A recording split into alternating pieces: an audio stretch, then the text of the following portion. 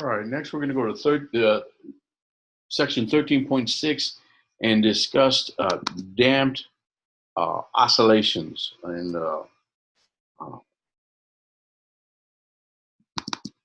we'll start here with some examples of damped oscillations. Let's move this over to the side. Okay, in all real mechanical systems, forces of friction retard motion, so the systems don't oscillate indefinitely, as in our idealized examples up to this point. The friction reduces the mechanical energy of the system as time passes, and the motion is said to be damped.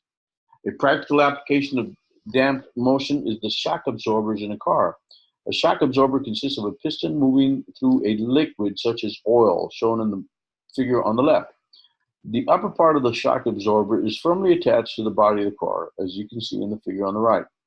When the car travels over a bump in the road, holes in the piston allow it to move up and down through the fluid in a damped fashion. The next time we're in the lab, remind me to show you the damping on your triple beam balance. There is damping there, and I'll show it to you. It's a little aluminum slider that goes through magnets, and that actually slows it down so that the triple beam balance isn't just going back and forth for a long period of time. So you have an example of a damped oscillation in the laboratory. Remind me to show it to you the next time. Here we are on the next slide. Damped motion depends on the fluid being used. For example, if the fluid has a relatively low viscosity, the vibrating motion is preserved, but the amplitude of the vibration decreases in time and the motion ultimately ceases. This process is known as underdamped oscillation. The position versus time curve for an object undergoing such oscillation is shown in the figure on the left.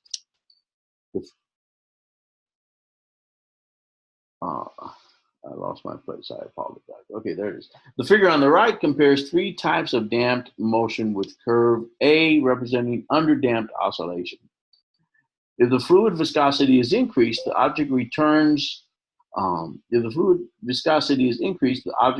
rapidly to equilibrium after it's released and doesn't oscillate. In this case, the system is said to be critically damped and is shown as curve B. The piston returns to the equilibrium position in the shortest time possible without once overshooting the equilibrium position. If the viscosity is made even greater, the system is said to be overdamped. In this case, the piston returns to equilibrium without ever passing through the equilibrium point, but the time required to reach equilibrium is greater than in critical damping, as illustrated by curve C. To make automobiles more comfortable to ride in, shock absorbers are designed to be slightly underdamped. You can demonstrate this by pushing downward sharply on the hood of a car. After the applied force is removed, the body of the car will oscillate a few times about the equilibrium position before returning to its fixed position. If you do this, make sure you have the person's permission to push down on their car. Don't do it to a stranger's car in a parking lot. They might get mad. Okay, that's it for damped oscillations. We're going to go on to what is a wave? A wave? No, not that kind of wave. Sorry about that.